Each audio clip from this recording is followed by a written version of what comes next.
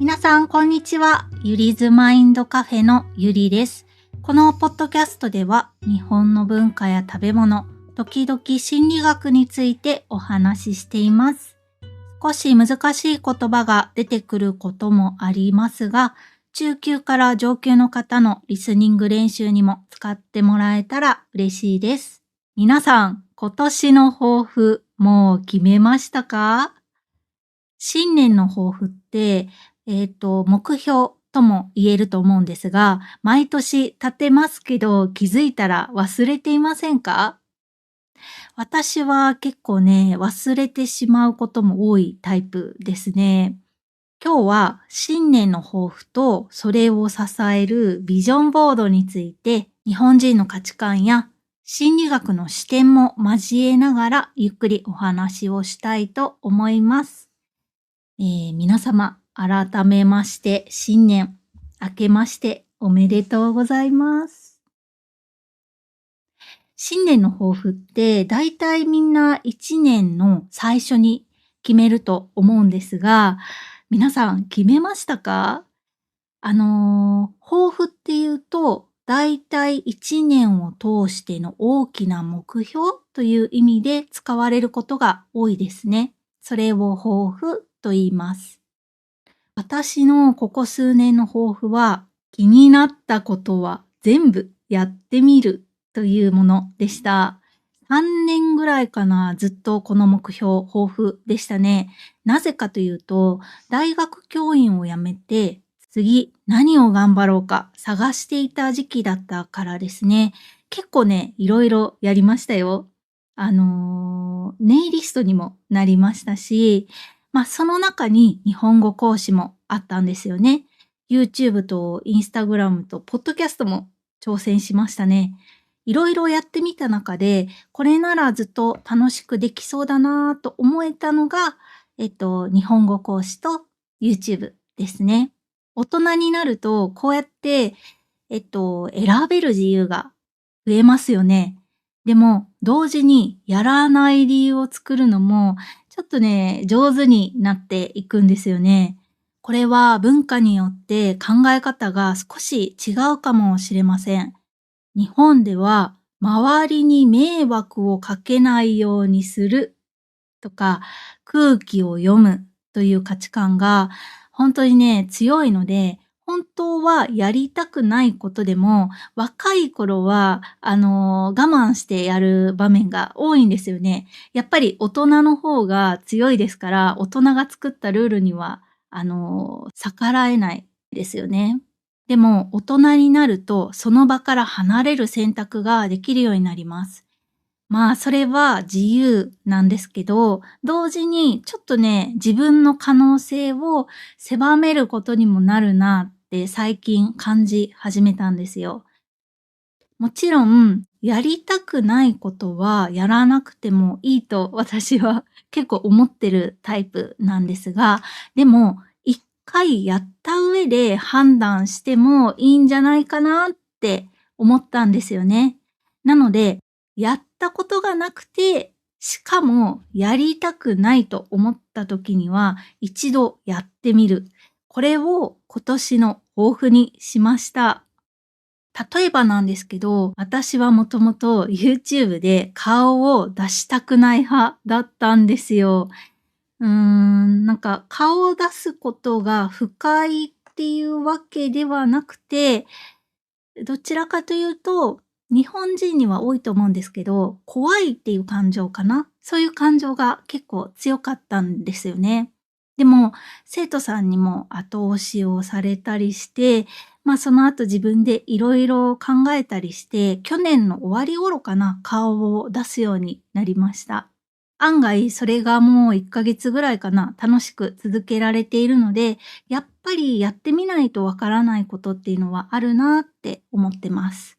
実は今回アドバイスをもらって冒頭の構成を変えたんですよ。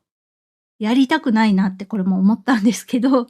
これも今年私が立てた、やりたくないけどやってないことはやってみるっていう抱負の通りに挑戦をしてみました。もっと明確な目標はまとめてビジョンボードにしました。それがさっきからずっと持ってるこれなんですが、皆さん知ってるかな？これは。ビジョンボードは夢や目標に合った画像とか、あと写真とかイラストでもいいのかな。そういうものを集めて、こんな感じでまとめて、見えるところに貼っておく、置いておくというものですね。検索すると、このビジョンボードをやるだけで夢が叶うみたいな話も出てくるんですが、それは難しいですね。ビジョンボードについてちょっと心理学の視点から話をしたいなと思ってるんですが、ビジョンボードで軽く検索をすると結構ね、スピリチュアルな話が多いんですよね。私はあくまで心理学者だった過去があるだけなので、スピリチュアルな話はね、あんまり造形が深いとは言えないので、やるだけで叶うっていう、そのロジックはちょっとわからないんですが、心理学的に見ると、作っただけで叶うっていうのは言えないものの、魔法ではないけど、行動を変える仕組みにはなっているという点では、とても合理的なツールだと思ってます。だからやってみました。今回初めてね、やってみたんですよ。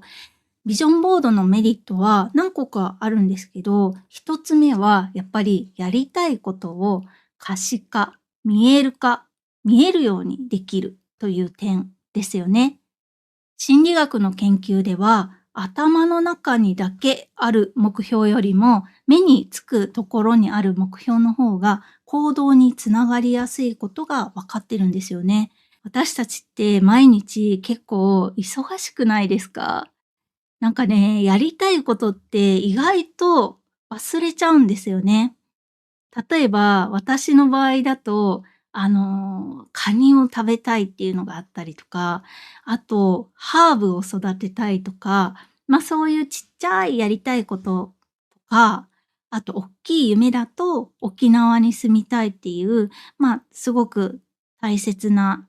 緊急ではない夢があったりしますね。そういうものは結構ね、日常の中で流されてしまいやすいんですよ。人の脳っていうのは、今、この時点、今すぐ必要な情報を優先するっていうような性質があるので、緊急ではないけど大事なことほど、後回しにされて忘れられやすいんですよね。でも、こうやって目に見える形にして、どこかに置いておけば、毎日思い出せますよね。それが一つ目、いいことですね。で、もう一つは、人は思っているほど合理的ではないということですね。人間っていうのは結構ね、知らないうちに見たものとか聞いたものとか、そういうものに影響されていろんな判断をしてるんですよね。知らないうちにしちゃってるんです。心理学ではこれはプライミング効果って言われて結構有名な用語かなと思います。事前に目にした、見た情報が自分では気づかないうちにその後の判断とか行動に影響を与えるっていう現象ですね。人は自分が大事だ、大切だって思ってる情報を優先的に見る傾向にあるんですよね。選択的注意って言ったりするんですが、簡単に言うと、ビジョンボード、これを毎日見るっていうことは、その自分の脳に、これは大事なことだよっていうふうに繰り返し伝えることになるんですよね。そうすると、自然とそれに、その目標とか夢に近づく行動をするようになる、取るようになる。多分、これがビジョンボードがやれば叶うって言われるゆえんかなと私は思ってます。今のは研究で別に示されているわけではなくて、あくまでも私の専門知識からの考えですけど、そういう理由で私自身はやる価値があるなと思って、今回初めてやってみました。他の心理学者の方だったらまた違うポイントに着目するかもしれませんね。せっかくなのでこのビジョンボードの中身もちょっと紹介したいなと思うんですが、まずこちら。ここにね、よいしょ。和食の写真があります。私は、これ朝ごはんなんだけど、私は朝ごはんを食べた方が、その後のパフォーマンスがいいんですよ。でも、ついつい、サボってしまうので、週3は朝ごはんをちゃんと準備したいなっていうのがこれですね。あと、これはプレプリで日本語講師として生徒さんを20人持つことですね。自分のペースだと20人ぐらいが一人一人とちゃんとしっかり向き合える目安かなと思ってます。たくさん集めるよりやっぱりこの先生でよかったと思ってもらえる人数がいいなと思っているので、これぐらいで続けたいなっていう目標があります。あとね、よいしょ。ここに、確か、こ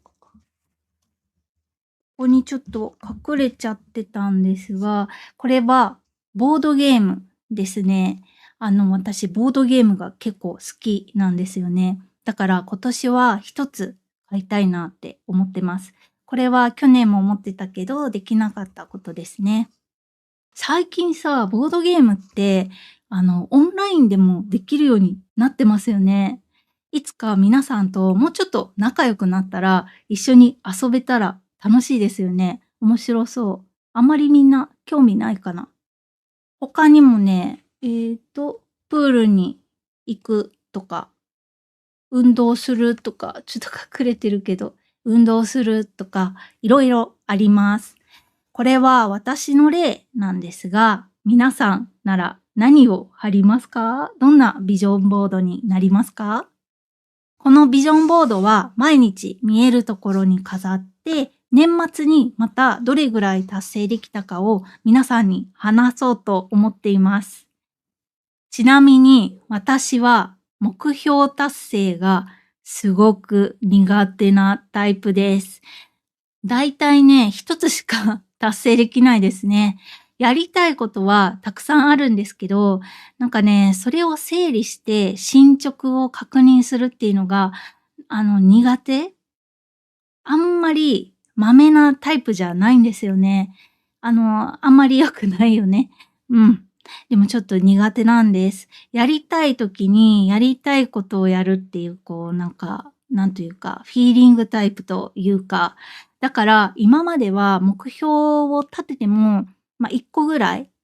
ていう人生だったんですよね。もうね、一級入魂っていう感じでした。でも今年はやりたくないことも含めていろんなことを試してみる一年にしたいなと思ってます。これもやったことがなかったのでやってみました。皆さんの今年の抱負、目標は何ですか？もしよければコメントで教えてください。では今日はこの辺りにしましょう。また次のエピソードでお会いしましょう。バイバーイ。